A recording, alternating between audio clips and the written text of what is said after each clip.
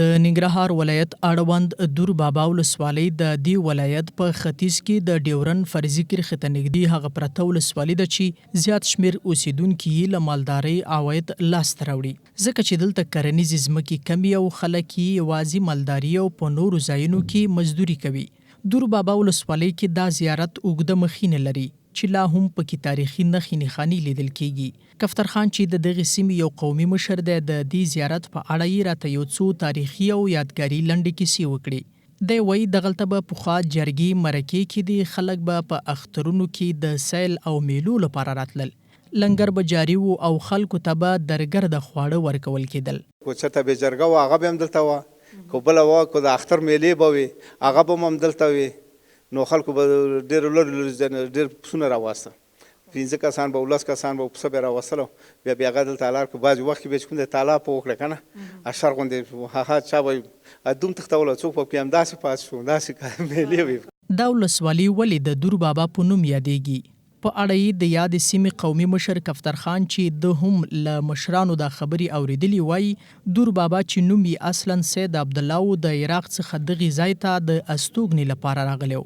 نو دا چې دور د دري ژبې یوه کلمه ده او پښتو کې ورځینې د لرې معنا اخیستل کیږي، نو سید عبدالله هم دې سیمې ته له لرې ځایه عراق څخه راغلی او دلته میشت شوی و. قومي مشر کفتر خان زیاتوي د ده ترڅنګ 2 نور قبرونه هم دي چې دا د دور بابا سره نږدې ملګري او خدمتګاران وو. یو یې میر بابا او بل یې لیونی نظر نومیږي. د په خبره دور بابا د شینوارو د لوی ولسوالۍ له هر کوره نیمن غنم او جوار د ملنګانو او بېوزله خلکو لپاره اخیستل او په دې ځای کې به یې راټولول.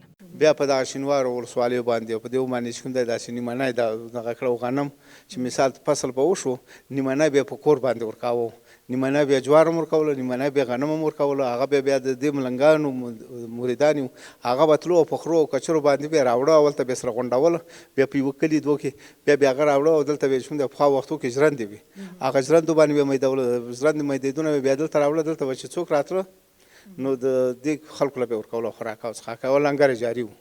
دې زیارت ته به پخوا له لرېیو ځایونو څخه خلک راتلل، دلته به یې د اولادونو او یو شمېر نورو ناروغیو علاج لپاره دعاګانې غوښتې، خو اوس د وخت په تېرېدو سره دغه چاره له منځه تللې. د دور بابا ولسوالۍ د اوسیدونکو په خبره د دغه زیارت ترڅنګ اوس مدرسه جوړه شوي او پکې ګڼ شمېر زده کوونکي په دیني زده کړو بوخت دي. جاوید رازمن، انعکاس راډیو تلویزیون، ننګرهار، دور بابا ولسوالۍ.